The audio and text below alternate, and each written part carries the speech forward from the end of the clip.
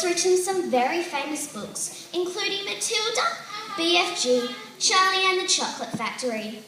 This morning we are concentrating on Revolting Rhymes. Revolting Rhymes is a collection of Roald Dahl poems published in 1982, a parody of traditional folk tales in verse. Dahl is a reinterpretation of 6 well-known fairy tales, featuring surprise endings in the traditional happily ever after. These are Cinderella, Jack and the Beanstalk, Snow White and the 7 Dwarfs, Goldilocks, Little Red Riding Hood, and the 3 Little Pigs. We will present 2 of these rhymes for you today. Please sit back and enjoy the first of the 2, Little Red Riding Hood.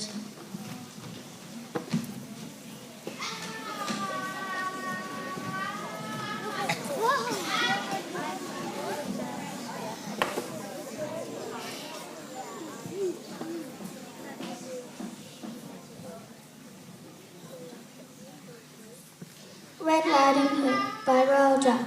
As soon as Wolf began to feel that he would like a decent meal, he went and knocked on Grandma's door, and Grandma opened it. She saw the sharp white teeth, the horrid grin, and Wolfie said, "May I come in?" Poor Grandma was terrified. "He's going to eat me up," she cried. And she was absolutely right. He ate her up in one big bite. But Grandmama was small and tough, and Wolfie wailed, "That's not enough." I haven't yet begun to feel that I have had a decent meal. He ran around the kitchen yelping, "I've got to have the second helping." Then out of a frightful leer, "I'm therefore going to wait right here till little Miss Red Riding Hood comes home from walking in the wood." He quickly put on Grandma's clothes. Of course, he had some teeth and nose. He dressed himself in coats and hats. He put on shoes, and after that, he washed and curled his hair. Then he sat himself in Grandma's chair. Then came a little girl wed. She stopped, she stared, and then she said, "What great big ears you have, Grandma!" "All the better to hear you with," the wolf replied. "What great big eyes you have, Grandma!" said Little Red Riding Hood. "All the better to see you with," the wolf replied. He sat there watching her and smiled. He thought, "I'm going to eat this child. Compared with her old grandmama, she's going to taste like caviar." Then Little Red Riding Hood said, "But Grandma, what a lovely great big furry coat you have on." "That's wrong," cried the wolf. "Haven't you forgot to tell me what big teeth I've got?" "Oh well, no matter what you say, I'm going to eat you anyway."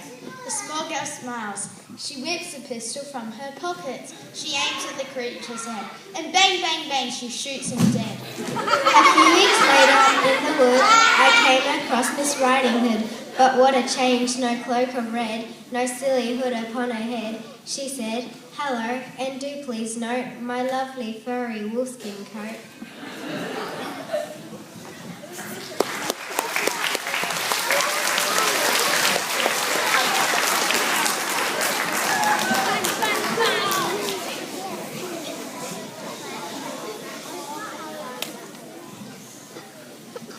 Would Mr. Pinto, Mrs. Allen, and Mrs. Gardner please come forward? The 3 Little Pigs.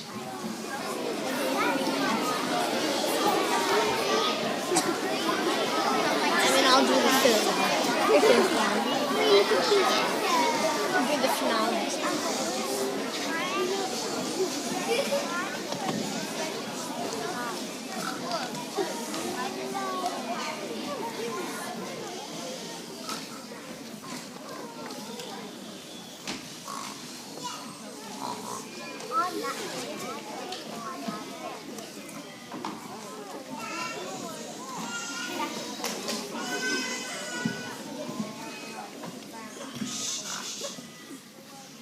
The 3 Little Pigs by Roald Dahl. The animal I really dig above all others is the pig. Pigs are noble, pigs are clever, pigs are courteous. However, now and then, to break this rule, one meets a pig who is a fool.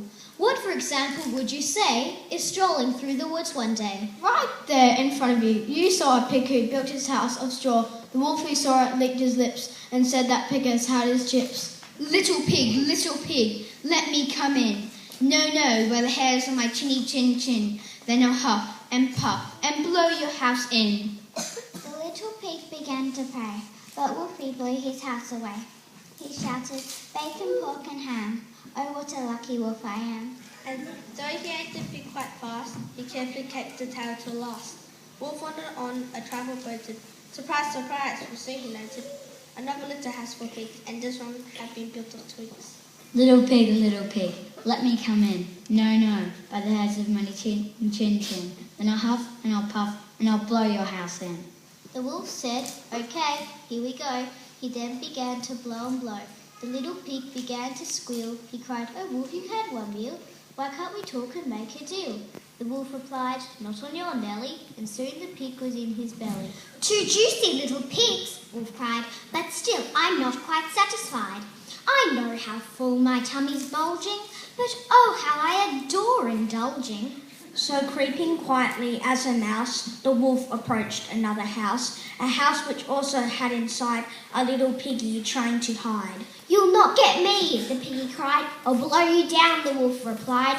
You'll need, pig said, a lot of puff, and I don't think you've got enough. Wolf huffed and puffed and blew. The house stayed up as good as new. If I can't blow it down, Wolf said, I'll have to blow it up instead. I'll come back in the dead of night and I'll blow it up with dynamite. You brute, I might have known. Then picked up the telephone, dialed as quickly as he could the number of Red Riding Hood.